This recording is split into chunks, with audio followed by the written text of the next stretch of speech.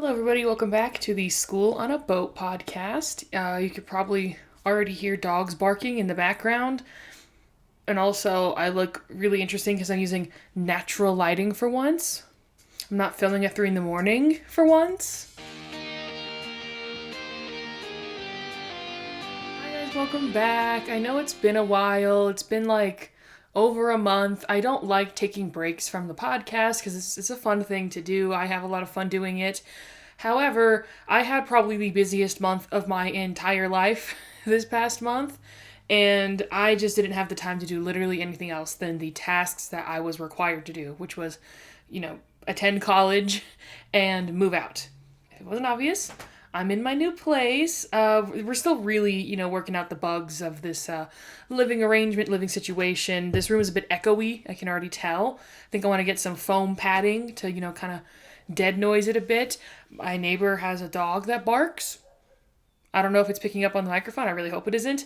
And also the lighting in here is quite weird. I was going to film on that side originally. I'm like really squeezed here on the bed. But I just could not get the lighting to look anywhere good during the daytime because I'm in front of a giant window right now, and the backlight was just wild. So yeah, we're using the natural lighting today. I don't think it'll be a problem when I normally record, which is at the middle of the night. We'll see. I might put my fancy Philip light bulb in. There's like a light fixture up there. I might put my fancy smart LED light bulb to see if I can get some cool colors in here. Whatever. We're planning through all of that. Fun little fact. I actually did record a podcast episode. I attempted to while I was in the middle of packing. I don't think I have any photos of it, but I was surrounded by boxes and I was attempting, and I just didn't have the time. I got 15 minutes in, and then I had to do a call for a thing for specifically with my, insurance details, all that boring garbage. And then I had to get right back to packing after that 30-minute conversation that I had. So I've just been super busy, and I just finished finals yesterday. I went to commencement, I went to a little graduation party, I got to talk with people, I got some good opinions on things from people because I was able to have a little chat.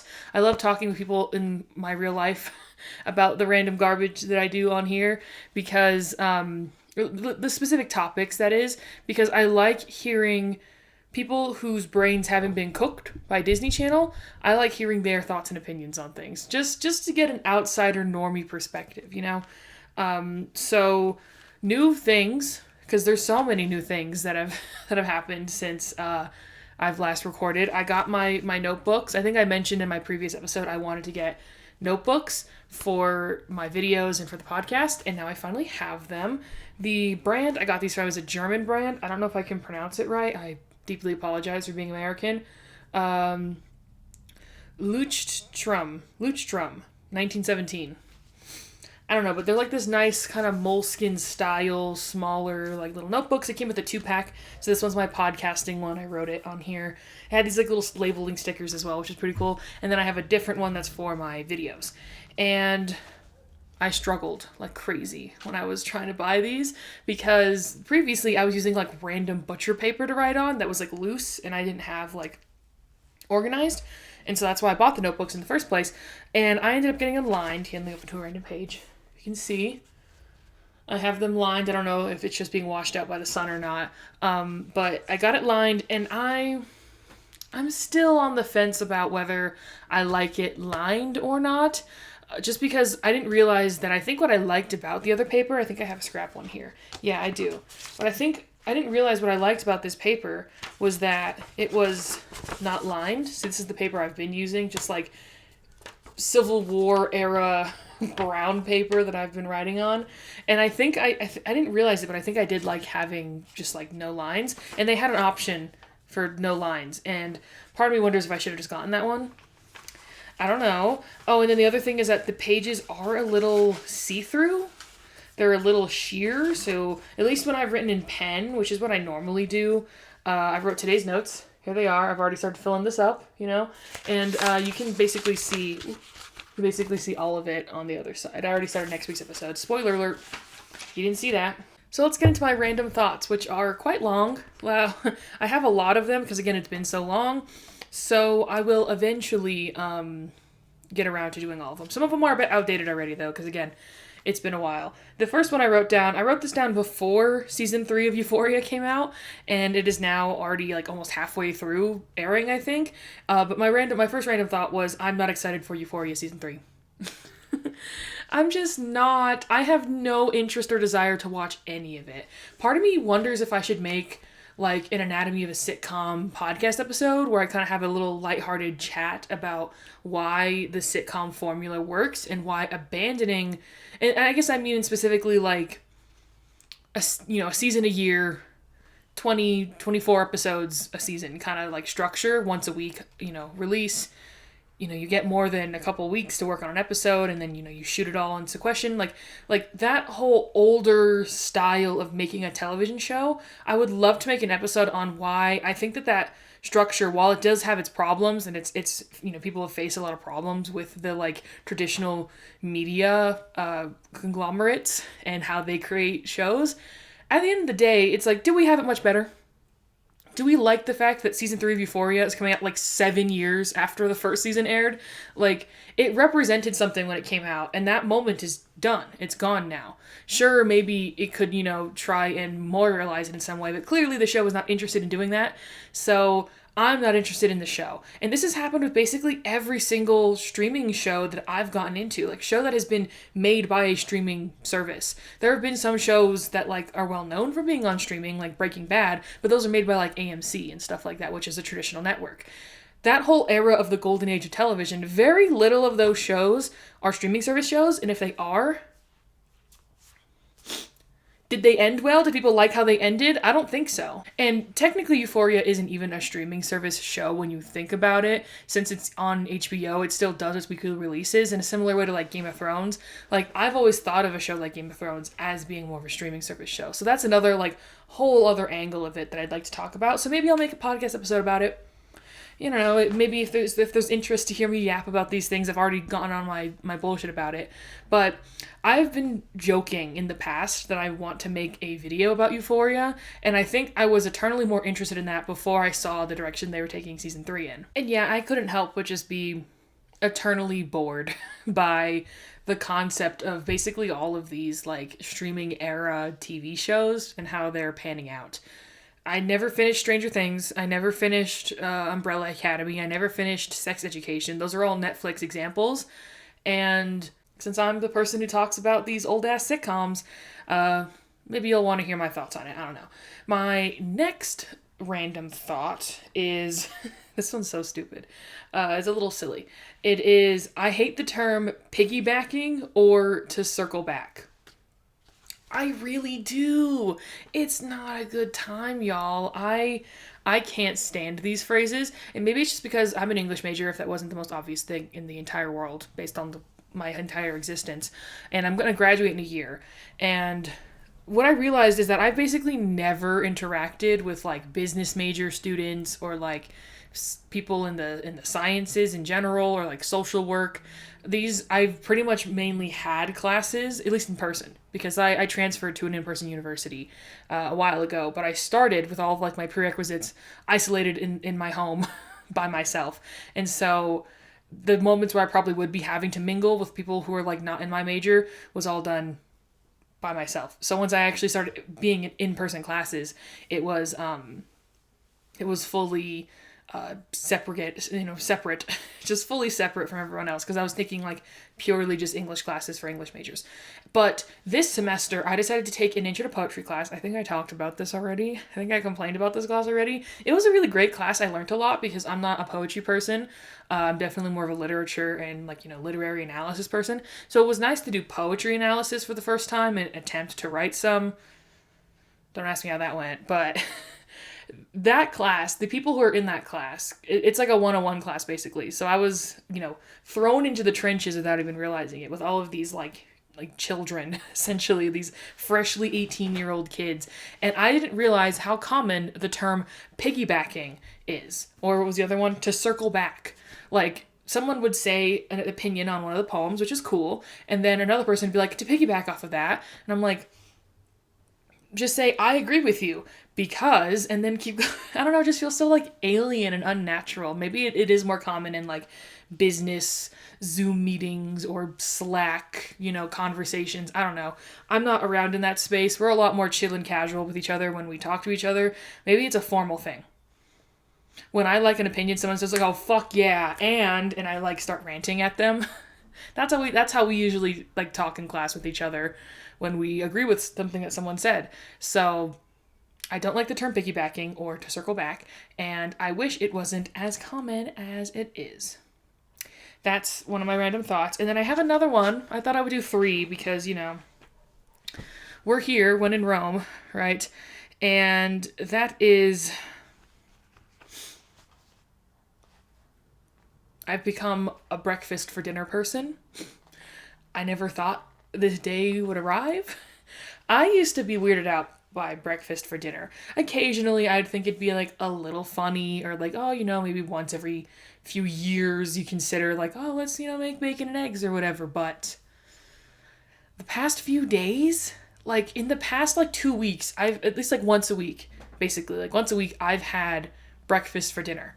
And I never thought I'd become this person. This is a new weird realm for me for me to be within. I'm very traditional when it comes to dinner specifically. It's probably just because of how I grew up, but I'm like, you make a dinner meal, which is like a very specific thing. You have your big 3. You have your protein, your veg, and your carb.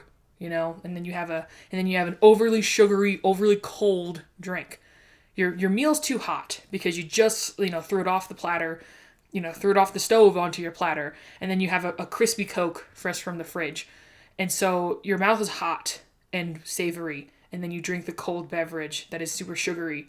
And it's just, there's magic that happens, Dinner is an important endeavor for me. It's a nice ritual that I appreciate and enjoy engaging within. And I never thought I would be so sacrilege as to involve breakfast foods into this world. I can tell you what I've been making. I've been making bacon. I've been getting the lower fat bacon because I don't like the heavy grease, in certain contexts it's okay. But I've been getting like the lower fat bacon. I think I'm going to try some turkey bacon. It seems like it'd be pretty good. I think I would like it. And so I've been having bacon and those like pre-made hash brown patties. Have you seen those like little hash brown pucks? They're frozen. And they're perfect. Once you're done cooking the bacon, there's still a little bit of grease left. It's not like a pool of grease like, your standard like bacon is. There's still a little grease left. And you put the frozen hash browns right into the pan with the bacony goodness. And they defrost and then they crisp up. It's very delicious. It's very good. And then I fry an egg. I like a sunny side up egg, no runny whites. I will not tolerate runny whites. I'd rather have the yolk not be runny if the whites are going to be runny. Like, I'd rather have a set yolk, but I do love a runny yolk. I love a runny yolk. It's a nice little, it's kind of mix everything together, And then the new thing that I think is revolutionized this specific meal for me has been feta cheese on top. Crumbled feta cheese on top? Yeah, it's pretty good. It's an elite food, in my opinion. It's an elite meal, and I never want it for breakfast. Probably because it takes like 45 minutes to make. Those hash browns, I could probably microwave them first to like defrost them more, but they do kind of take a little bit of time to cook in the pan because I'm too lazy to do the extra steps and get a plate, So I'd rather just chuck them straight from the freezer into the pan. What people don't realize is that how you're supposed to cook the bacon is low and slow. You put the bacon in cold, and then you turn the temperature to like a medium heat, not even a medium high. Like a medium heat, and then you slowly let it cook, and that's how you get the perfect texture for the bacon. You start getting little colorful bits on it, and it's crispy, because I don't like a floppy bacon, but I don't like an overly burnt bacon either. I'll tolerate a burnt bacon, but there's a way to cook it, and that's probably why I've been eating this for dinner, because it's kind of an involved process. If I'm eating breakfast, I'm slapping some shit in a bowl and I'm throwing it down my mouth. I'm a cereal for breakfast kind of person at the end of the day. I want to up it up to oatmeal maybe, because I'm trying to increase my fiber. Everyone's trying to increase their fiber. It's because we don't eat enough fiber. We just don't. I need to work on that. I'm probably going to get some lentils as well. I've been wanting to try like a curry lentil soup. Anyways, enough about food. I like cooking, and I have a kitchen now. I didn't really talk about it too much on my channel, but I did a little bit. Sorry, my hair is looking Interesting. I didn't mention it much in previously, but I was living on a college campus dorm, and it was literally, I measured it, a 14 by 14 box, just a square of 14 by 14, and that was it. And I'm really grateful that I had such, like, convenient, cheap living for such a long time, but I was definitely ready to get a real place with a kitchen and stuff. So, because I love cooking. So if I start talking about cooking more, it's because I finally have a kitchen and I can do that. I can cook. So I might be talking about muffins. I actually made some like vegan, gluten-free banana nut muffins and they were fucking delicious. I made it because I brought them to a class for like, yay, final day of class kind of situation. And I wanted to hold everyone's dietary restrictions. There were some people who are vegan and there were some people who are gluten-free. And I was like, I'll just make vegan, gluten-free muffins. And they were delicious. Like, people who complain about not wanting to eat gluten-free or not eat vegan food, it's like, to me, that's a skill issue. You just don't know how to fucking cook. Sorry. No offense to people who struggle with that kind of stuff. It's just, you do the research, you know how to cook, you make good food, and I understand it's not a priority for a lot of people, and that's completely fine. It's something that I enjoy doing. So, if you hear me talk about food more often, that's why. But let's get into the episode itself. This one's a little bit more of a chill, lackadaisical kind of episode. You just kind of like warm ourselves back up into, doing the podcast. And so I just wanted to, do something a little bit more simple, if that makes sense. So we're going to be talking about what I've decided to call the Disney Channel Big Three.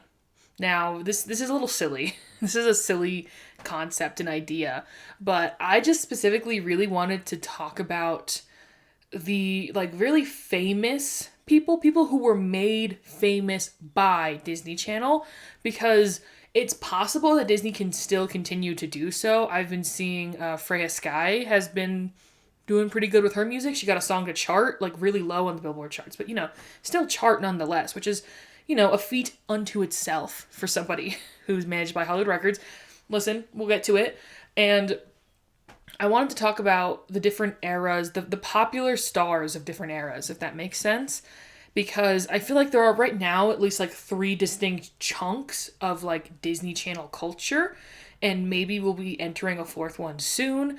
You could probably divide it up by, generations. You have the millennial generation in terms of people watching the networks. You had the millennials watching in the early 2000s, and then you had the Gen Zers watching in the early 2010s, and then now you have the Gen Alphas watching in the early 2020s. And so it's you have these 3 distinct eras of pop stars that came out from those eras.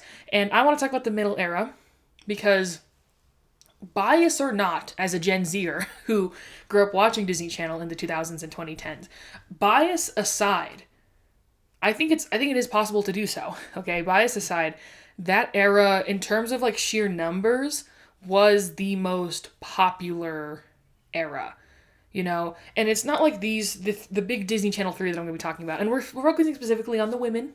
Okay, there maybe could be a male episode in the future, but also they weren't as focused on building up and creating huge celebrities out of their male figures as much. Obviously, you have your Jonas Brothers' and your Zac Efron's, your Sprouse twins but I don't know if they really fit in a big 3 as much as the girlies, because the girlies were just doing more and doing it better.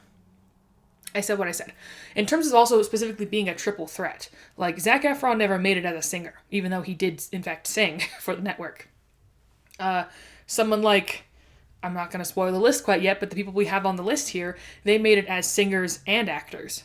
And also they could dance, but they never went into the dance world. They would dance in their movies or in their song videos, live performances, etc. So in terms of sheer numbers, the late 2000s and early 2010s was the peak era for creating these huge global stars. None of them are currently on Taylor Swift levels of fame, but they were up there in terms of the rankings of pretty notable famous pop stars. Their names will be remembered as famous pop stars of the era, and Disney Channel did this in the past and actually still continue to do so. But under their labels, I think not. Think about how the people we're going to mention soon, I don't know why, you probably already know the 3 names. I don't know why I'm trying to hold back on the keep it a mystery or anything. But the reason why people, specifically me, is like so fascinated with what Disney Channel was able to do for these stars during this era is that they were doing it all in-house. These people were signed to Hollywood Records and were on the Disney Channel still airing their TV shows while they were getting these huge big successes. Hollywood Records, which is the Disney's record label, by the way. So if you're a Disney Channel star, you're signed to Disney's record label, which is called Hollywood Records. They were the ones raking in all the money. If we look in the past, they had yet to communicate. Disney and Hollywood Records had existed for decades before Disney Channel really hit it big, as far as I'm aware.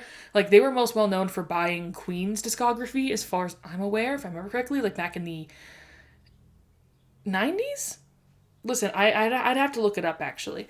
But I know that they were well known. They were known, generally, right? But they did not communicate. I learned this from Disney High. The book I will forever cite because I paid fucking $30 for the hardcover and I want my goddamn money's worth. From what that book cited is that, like, the different departments in Disney didn't talk with each other. So the Hollywood Records people never talked with the Disney Channel people, and that was seen as extremely absurd. Like, Hilary Duff, Raven-Symoné, their pop music careers, how much of that money went to Disney? I'm not too sure. I'd have to do research into it. Maybe we'll do a video on that. That's for sure what I know I do want to do is go backwards in time, and then maybe we'll consider going forwards in time. It will make us a little trilogy if y'all are interested. But in the future, I know for sure as a fact that, like, the big pop stars that Disney created didn't become pop stars until they left the Disney machine. I think of your Sabrina Carpenters and your Olivia Rodrigos. As soon as they left Hollywood Records is when they started hitting it big. Sabrina had like 3 or 4 albums under Hollywood Records, and as soon as she moves to Island Records, she hits it big. And she has literally fucking Espresso basically come out, as far as I'm aware. So that I might be a little bit wrong on the timeline there, but you know what I mean? Like, there's clearly the system isn't working in the way it should. They're obviously really good at finding talent and building talent, but not keeping it. And this was a problem they had in the 90s before they became an all-access cable network, when they were a premium cable channel where you had to pay extra on top of your cable subscription, like HBO. This was with Mickey Mouseketeers. Famously, that show was known for having a lot of stars like Britney Spears, Ryan Gosling, Christina Aguilera, JC Chasez. Like, so many famous people were on Mickey Mouseketeer, and they were being trained and being taught how to be a famous industry person by Disney Channel, and then they were just letting them go and have careers for other networks and not letting Disney rake in all the money. Like, investing in these people and then them just, like, dropping them, basically. So that's what's fascinating about the specific era that I'm going to be talking about now, which I'm going to delineate from the years 2005 to, I was going to say 2010, but I'm going to bump it to like 2012. Yeah, that's when I would say shit starts to really hit the fan in terms of them no longer being in the Disney fold. 2010 is probably a little bit more comfortable, but we're just going to scooch it to like 2011, 2012. So 2005, which is a little early, and then 2012, which is a little late. This kind of window of time of like 7 years is kind of is the realm that we're within, just to give you another hint at the people we're going to be talking about. Now, I wasn't going to have these actually ranked at first, but here's the thing. There is one person who was way higher up than everyone else, and it's only 3. So I just figured, okay, fine, we will, in fact, do a rank system. I want to make this very clear. This is just a fun and goofy thought experiment where we just do a little, walk back and talk about some old media and some old culture that we all love and enjoy. I do not like pitting women against each other specifically. I think that is wrong. And I do not want these people to be in competition with one another, say one is better than the other. I am purely just talking from the standpoint of these pop stars, not the real life people, because I don't fucking know them, okay? I just know the music they make and the movies they starred in and the shows that they were in. Like, we're almost talking about their star and artist persona and not the real life human being. Because obviously, what could I tell you about that? Absolutely nothing, okay? And I don't think that this is something that I would ever want these celebrities to think about in terms of their history of their career. Like, oh, I was number 3 on in the Disney Channel Big 3. Like, this doesn't fucking mean anything. We're just having fun. We're having fun. We're having a kiki, okay? We're just having a little afternoon coffee, right? We're having a little afternoon coffee together. This is one of my favorite things to do with people is, like, right now it's like almost 4 o'clock as I'm filming this. Like, 3 o'clock, 4 o'clock, midway between lunch and dinner. I mean, they have tea time in the UK, right? You have to have a cup of tea or else they'll fucking throw you in jail. I don't know. I like to have a little coffee, go to a little coffee shop with a friend, have a little coffee, just a little midday pick-me-up. I'm not a drinker, so I'm not one to go for like a post-work bev or anything. That's not really my style. But like a post-work coffee, that's what we're doing today. We're having a little post-work coffee, so that's fun, So we're going to go from 3 to 1, okay? And I think each step will become more clear as we go on. Now let's talk about the criteria. How am I ranking these people? Now, the three things, yes, the 3 things I am ranking things on. No, 4. I was wrong. 4 things. I am doing 4 things that I am ranking these people on, and they're going to have a cumulative score of 20. Okay? So each point is going to be 5 points, and we're going to rank it out of 5. So the first thing is, and this is, again, all of their work within Disney Channel history. Nothing before, nothing after. We're not talking about Barney. We're not talking about Monte Carlo. That's a huge spoiler. Oh well, we're already on our way. We're not talking about Bangers era, like just the stuff they made within the Disney Channel working window. So we're going to talk about the show they were on out of 5 points, and I'm going to have a more like objective ranking and then my personal ranking. But the numbers are still going to stay the same. And then we will have the music they released, so the albums they released under Hollywood Records, or maybe not Hollywood Records, but just when I feel as though they were a Disney Channel celebrity. Right, okay. And then the movies, so the DCOMs. I'm known as the DCOM person among my peers, so the DCOMs. And some of them didn't even get a DCOM because they were so big that they evolved past the DCOM formula, so. And then the last one is the Wand ID. Because, of course, we need to talk about the Wand ID. The Wand ID is an important part of Disney Channel culture and history. If you don't know what it is, I'll just briefly say, they would, before and after commercial breaks, they would remind people what network they were on, because back in the day, you had to let people know if you didn't have a remote and you were just like, channel surfing didn't really exist. You didn't have like a channel list. So, and also if you just turned the TV on, whatever was on previously would just be on. So you would just see ads and you wouldn't know what network you were watching. And so they would tell you like, hey, you're watching Disney Channel. Just so you know, this is the channel that you're on, because people just generally needed reminders. And then also it was a great way to build brand synergy. So it was like the textbook quintessential perfect interstitial is what they're called, like bumper interstitials, because it would tell you the person, the energy of the network, and what the network's name was. So the Wand ID, they would hold a glow stick in a white background, a white void, and they would go, my name's blank, and you're watching Disney Channel. And then they would draw the Disney Channel logo, and then the Disney Channel theme song would play. And this is important, okay? Whether or not your Wand ID was good means a lot. It means a fucking lot, okay? And some people's Wand IDs are better than others. Okay, with all of those caveats aside, let's get into the Disney Channel Big 3. For, like, the Bounce and Ribbon era specifically. Whatever. Okay. Rounded Square era too. Yeah, okay. I'm not going to explain those. We'll do a different episode. Either you go watch my DCOM video, my 8-hour DCOM video, or it's 9 hours. It's like 8 hours and 50 minutes and some change. Go watch my 9-hour DCOM video, or I'll make a podcast episode about it. We'll see. We'll see. So, number 3. Now, because I'll probably talk about this in the next episode. I already have some random thoughts that I've stockpiled for the next episode. I'm a bit of a contrarian, if that wasn't so obvious already.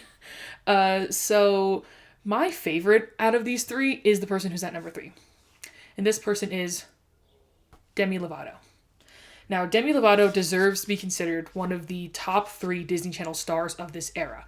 But I don't see them being placed anywhere higher. Maybe you could swap with number 2 if you were A little bit biased, like I am. But from an objective standpoint, I think they did Demi dirty, is what I'm trying to say. They did Demi Lovato dirty, specifically when it comes to the show. The thing that, and this is my opinion, obviously, you can disagree with me. This, as much as I like to say, I'm right, you're wrong, shut the fuck up, I'm like, well, some people like Sunny with a Chance. Some people like Sunny with a Chance, and that is your prerogative. Okay, I don't think I like the show, and especially compared to the other two people we have to talk about and their shows, it doesn't compare. So for the show, I gave it a 2 out of 5. There's some good parts in the show. It's not absolute trash dribble. I think Channy, the romantic, enemies to lovers storyline, Disney hadn't really ever done that ever, so that was at least novel, and it was well executed. Well, up to a certain point. It was well executed, but everything after that and surrounding it is wasted potential, in my opinion. There's so many good ideas for Sunny with a Chance that we just don't really get to see and isn't really fleshed out. Everything feels very one note and first draft, and so that kind of upsets me for sure. So because of that, 2 out of 5. I'm sorry, I don't feel good doing it. Now, in terms of solo music, I gave it a 4.5 out of 5. I think Demi Lovato had the best music from this era of Disney Channel out of anybody. Those first 2 albums are bangers, and people need to go back and listen to them, especially the debut album, Don't Forget. That album is really good. There are like 5 different songs off that record that I'm constantly spinning still to this day. They are like classic. I mean, literally, I would argue that Demi Lovato is the person who like kind of coined the term for this genre, which is called Radio Disney rock. I've always called it Facebook rock, personally, because it just reminds me of that era when like Facebook was the most popular social media. And because it wasn't all super juvenile, there were some more mature artists making more mature music, but still with that kind of like very pop friendly, guitar led, live instrumentation led music. And I think Demi was one of the key examples. You want to hear a key example of Radio Disney rock, or Facebook rock as I call it, or Facebook pop punk. That was also a little term I would also use sometimes. You got to check out Don't Forget. The song itself, as well as Trainwreck. I think Trainwreck is my favorite song from Demi Lovato ever, probably. And I mean, La La Land is a classic, right? Who said I can't wear my Converse with my dress? Yeah, baby, that's just me, And that song gets memed on, but it honestly slaps. The singing, first of all, Demi Lovato is the best singer on this list. I won't hear arguments or complaints. Demi Lovato is the best singer on this list, and that doesn't mean the other 2 are bad singers. They're great. Everyone's an amazing singer. Everyone has great vocal coaches. Everyone is talented naturally, and they all use their vocals in a sufficient way for their music, okay? We're not getting into that discourse. But you can't deny that Demi Lovato has a generational, like generational quality voice. I know it's not for everybody, but I like it, okay? And so the music, 4 to 5. Or 4.5 out of 5, I think is what I gave it. I was a little bit weary of giving it a full-on 5 out of 5, because that might have skewed things a little bit too much in my own personal opinion, but 4.5 out of 5. Next, we have the movies. So the 2 movies that we have are Camp Rock and Princess Protection Program. Now, I gave this a 3 out of 5. Now, this was hard because people love Camp Rock and people love Princess Protection Program. But the thing about these movies is they're more sold on like celebrity factor basically than they are actual quality plots. If you actually think about the plot of Camp Rock, and I've been wanting to make either a full video on this or maybe just a podcast episode, we'll see. But the thing about Camp Rock and its storytelling is that it's actually really bad. There's some good stuff on the periphery, like This Is Me is one of the best DCOM songs ever. Most of the music that is sung by the Jonas Brothers or Demi Lovato is good. Some of the other stuff is it's a bit rough. I mean, she's really good. Like that's what most of the non-Demi Lovato Jonas Brothers songs sound like. Listen, it's I'm sorry, it's my truth. And Princess Protection Program, also in terms of story, while not bad, it's like a classic cheesy TV movie. Like, it's what you want to put on when you have your teenage cousins over at a family barbecue that's been going on a bit too long, and the parents are like tipsy but they're not full on drunk yet, but like the kids have already been like separated from them because they're trying to party, and so you're in the living room while they're in the backyard, and you put on Princess Protection Program. Guaranteed hit. It's not one of my favorite DComs though. It's like in the middle for me. So I actually never watched it growing up. Famously, the year 2009 was a black hole of Disney Channel content for me. Because of a lot of personal things that were going on in my life, I pretty much didn't watch a single lick of television in all of 2009, which was shocking because I basically had my eyes glued to the TV screen 24/7. I was an iPad baby, but with my 2004 28-inch Sanyo, not 28-inch, 10-inch, my 10-inch 2004 Sanyo brick TV. And the year 2009 is a black hole of shows for me. So I don't have that nostalgia for Princess Protection Program. So maybe that's why I'm more harsh on it. But I do have that nostalgia for Camp Rock. I fucking loved Camp Rock growing up. It was one of my favorite movies of all time. And I watch it back as a grown-up and I'm like, it's a bit trash. I'm sorry. Let's swiftly move on. I give it a 3 out of 5. There you go. Half the points. Because they're iconic, they're well remembered, but are they all that good? They deserve points for being some of the most famous DComs. The next we have the Wand IDs. Now, this is where I feel really bad, and this is where reality crashes into us in a way that is unsettling and a bit macabre. I gave the Demi Lovato Wand IDs a 1 out of 5. I don't know if you've gone back to see them lately or see them recently, but they're a bit of a hard watch. They're a bit difficult to get through because you can clearly tell that Demi Lovato is high on coke during all of them. I'm sorry, but this is the truth, as far as I'm aware at least. And they're the least memorable Wand IDs out of all of these people's. There are Wand IDs I have baked into my skull, and I don't have a single Demi Lovato one remembered, which is shocking because, again, Demi Lovato was always my favorite. I was the Demi Lovato stan. Everyone has their shooters in terms of like Disney Channel celebrities, like at the time, and I was the shooter for Demi Lovato. I was obsessed, and I still am. Honestly, I love Demi Lovato, and I'm so glad that their life is going so well now. Things have gone well, and I'm just happy to see that. So, next, number 2. We're gonna go through number 2, and come on, guys. You already know. I've already alluded to it.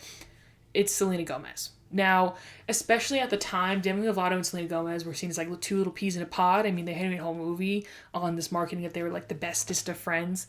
And I think they were friends at a time.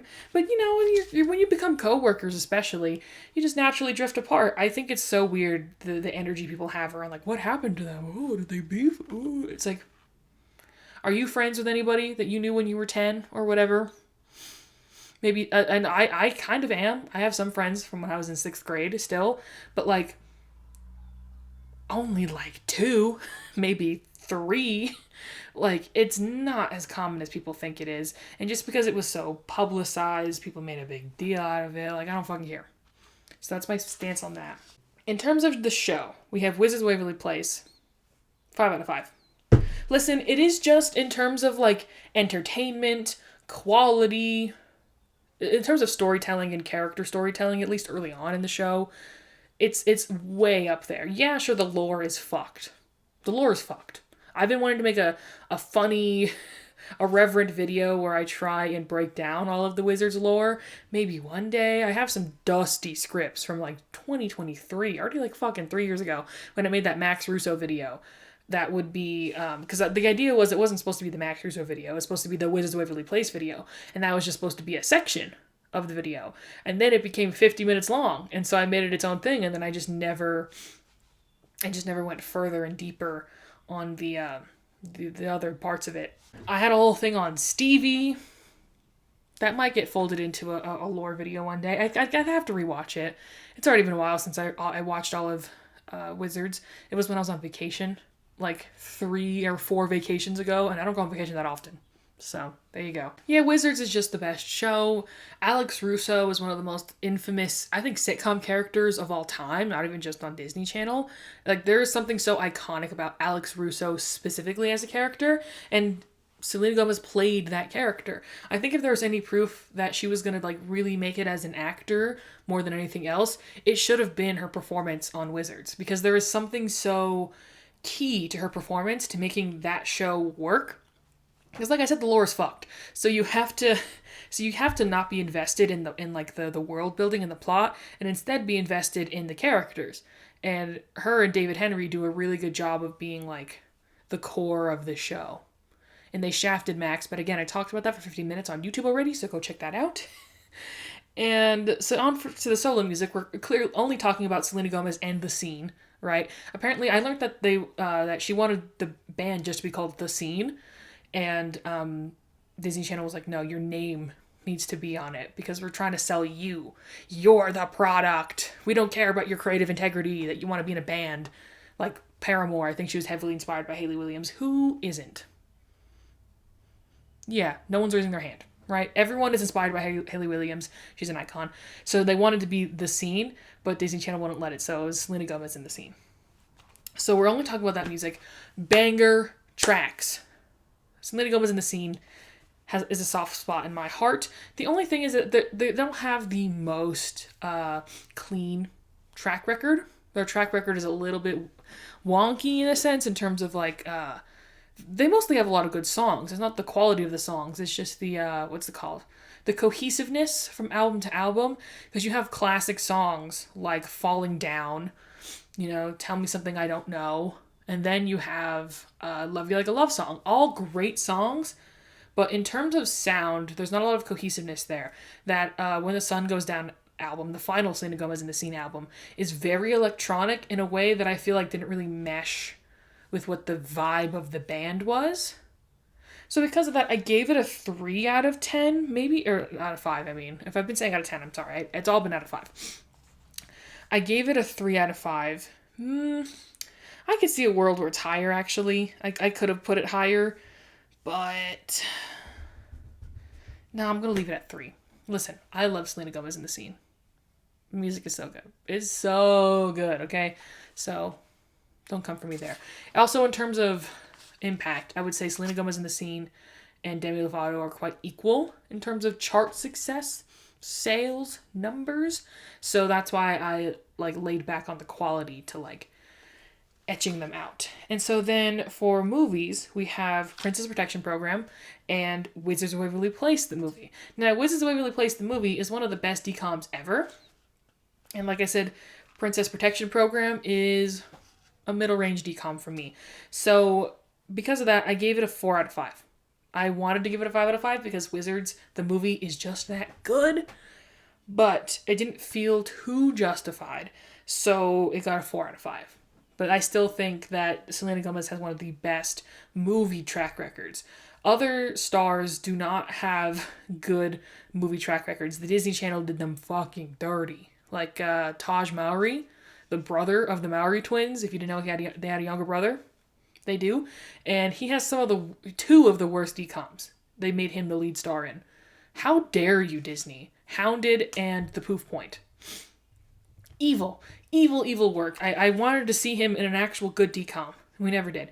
So some people are done real dirty, and Selena Gomez was done right by Disney Channel in terms of the movies that she was given. For the Wand ID, I'm actually going to raise it. I had originally wrote here a 3 out of 5. I'm going to raise it to a 4 out of 5 because in terms of Wand IDs that I personally remember and think are extremely iconic, I think of Selena Gomez. Literally when I think of Wand IDs, I think of Bridget Mendler and Selena Gomez. And I don't know why those ones are the most famous ones in my mind. Bridget Mendler's especially. I hope she got royalties for that because that is seared into my mind. Her Wand ID specifically. And all of the Selena Gomez ones. I think Demi has 2. Selena has 3, and then I think Miley has 4. Spoiler alert, number 1 is Miley Cyrus, obviously. Obviously! We're gonna get there really soon. Yeah, I think the Selena Gomez ones are the most iconic. It's funny how they start out very, quirky and, kind of spunky. Sorry to the UK people, I forget that that's a bad word. They're, very, plucky in the early ones, because they're trying to show off their ingenue energy. And in the final ones, they're like, I'm the fucking queen. And people bow to me. That's the energy you get when you kind of see them evolve throughout history. So yeah, Selena Gomez, good Disney Channel career. Finally, we are going to talk about Miley Cyrus. Obviously, Miley Cyrus, in terms of Disney Channel success while working at Disney Channel, was the biggest star. Probably the biggest star of all time. There was never, people say maybe Hilary Duff or like, maybe even Raven-Symoné were kind of like rivaling. I can't say the word rivalry. I just can't say it without thinking hard. Maybe they could kind of compete with Miley's success, and I would say that that's false. The Hannah Montana phenomenon was something else entirely in a way that I feel like people have already kind of forgotten. I know we're getting reminded of it because of the 20th anniversary special, which I heard was bad. I am afraid to watch it. Reunion specials in general are not really my thing, even for shows that I like and for things that I would be interested in, like a Hannah Montana one, because obviously I do my research on Disney Channel, so you think I'd fucking care, but I don't know. Hearing that Alex Cooper of Call Her Daddy fame was the interviewer, and that they were basically bringing back no one from the cast, I was like, well, this didn't put any effort into this. As soon as I found out they weren't even going to bring back Emily Osmond, who is currently like working in the industry, it's not like a Mitchell Musso situation where they maybe felt like we can't, because he's had a lot of run-ins with the law, and he's kind of, I think, as far as I'm aware, a very private person now, because obviously he's been in and out of jail.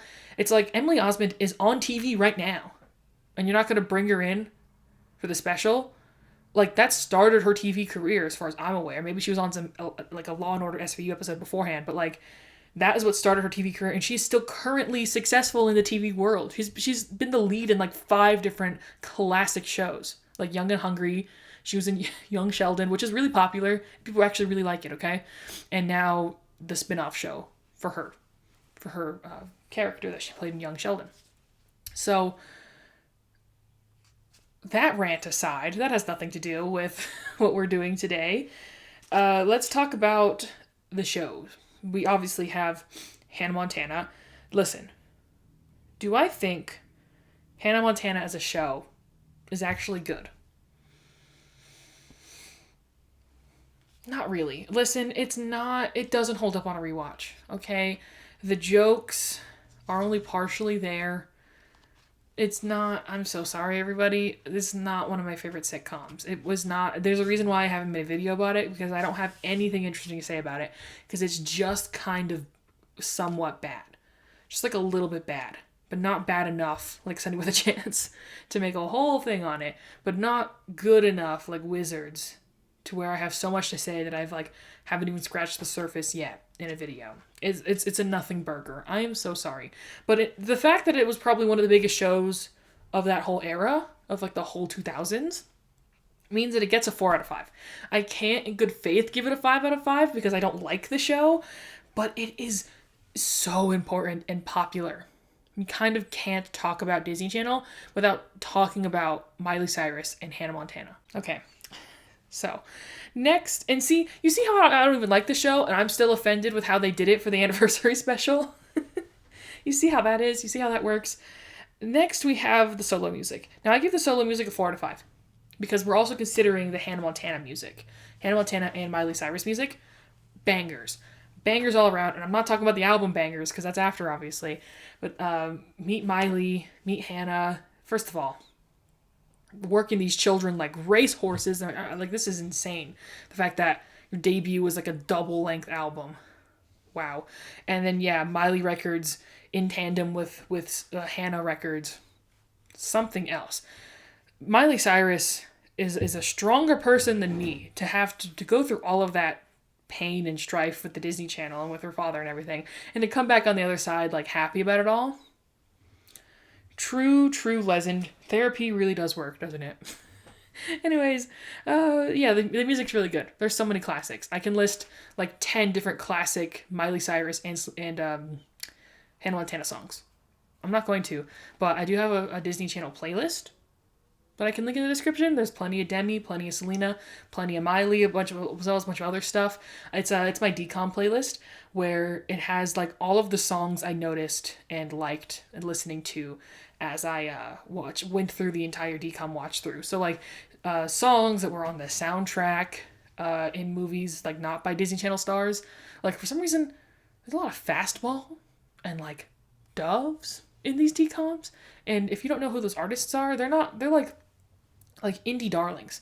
Like at the end of the day, I think I just have the same taste in music as a guy in his mid 40s in the mid 2000s.